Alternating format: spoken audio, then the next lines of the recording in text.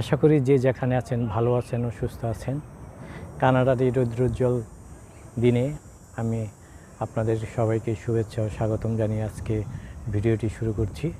আজকে আমি আসলে আপনাদেরকে জানাতে চাচ্ছিলাম আপনারা কীভাবে কানাডায় আসবেন এবং কীভাবে থেকে যাবেন। কারণ ইনবক্সে আমাকে অনেকেই প্রশ্ন করেছেন যে কানাডায় কিভাবে আসা যায় এবং চাকরি নিয়ে আসা যায় কি না। বাংলাদেশ থেকে আসলে চাকরি নিয়ে আসা যায় কি না সেটা একটা বড় প্রশ্ন। অনেকেই আপনার মধ্যপ্রাচ্য এবং ইউরোপ থেকেও আমাকে ইনবক্স করে জানতে চেয়েছেন যে চাকরি নিয়ে বাংলাদেশ থেকে আসা যায় কি না। আসলে বাংলাদেশ থেকেও কিন্তু চাকরি নিয়ে আসা যায়, বিষয়টি কিন্তু তবে খুবই কঠিন। যারা আপনার কম্পিউটার সায়েন্স কিংবা টেকনিক্যাল কম্পিউটার বিষয়ক কোনো কাজকর্ম জানেন কিংবা ইঞ্জিনিয়ার কিংবা আপনাদের কোনো টেকনিক্যাল ব্যাকগ্রাউন্ড আছে তারা কিন্তু সহজে আসতে পারেন। যেমন যারা ভিডিওগ্রাফার তারাও কিন্তু আসতে পারেন সহজে, এই ধরনের লোক কিন্তু আসা যায়। আর যারা ট্যুরিস্ট হিসেবে এখানে আসার চিন্তা ভাবনা করছেন তারাও কিন্তু এখানে এসে থেকে যেতে পারেন। আসলে এখানে কিন্তু থেকে যাওয়ার জন্য বিভিন্ন ধরনের পদ্ধতি আছে এবং বিভিন্ন নিয়মকানুন আছে। আমি কিন্তু এই ভিডিওটিতে আইনগত কারণে সব নিয়মের বিষয়ে আলোচনা করতে পারবো না, তবে আমি এটা আপনাদের জানাতে পারবো যে আপনারা কিভাবে ট্যুরিস্ট ভিসায় এসে এখানে থেকে যেতে পারেন। আপনারা যদি সপরিবারে এখানে আসেন এবং এখানে থেকে যান তাহলে কিন্তু আপনাদের জন্য খুবই ভালো হবে।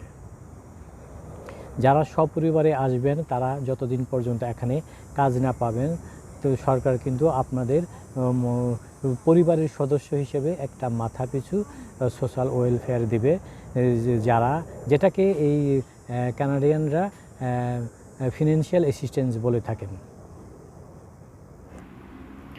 এখন কিন্তু আপনারা জানেন কানাডায় কিন্তু প্রচুর ট্যুরিস্ট ভিসা হচ্ছে, এছাড়াও স্টুডেন্টরা আসতে পারছেন, এছাড়াও অনেকেই কিন্তু জব নিয়ে আসতে পারছেন। আপনারা এই সুযোগটি হাতছাড়া করবেন না। হয়তো কিছুদিনের মধ্যেই এই কানাডা আসা কিন্তু সীমিত হয়ে যাবে। তাই যারা কানাডায় ট্যুরিস্ট ভিসা কিংবা ছাত্র হিসেবে কিংবা জব বা কাজ নিয়ে আসতে চান তারা এখনই কিন্তু আসতে পারেন। এখন প্রশ্ন হলো আপনারা এসে এখানে কি করবেন। এখানে এসে কিন্তু নানাভাবে থাকা যায়। পৃথিবীর এমন একটি দেশ কানাডা, যেখানে কানাডার সরকার এই দেশে আসার পরে ভিন্ন দেশের নাগরিকদের কিন্তু বিভিন্ন সুযোগ সুবিধা দিয়ে থাকে।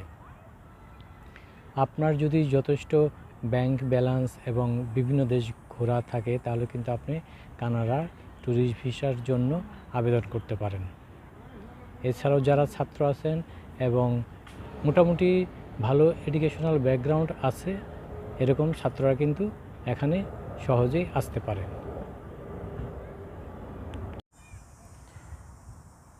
আজকে পর্যন্তই। সবাই ভালো সুস্থ থাকুন এই প্রত্যাশায় শেষ করছি। আবার দেখা হবে নতুন কোনো ভিডিও নিয়ে আপনাদের সাথে।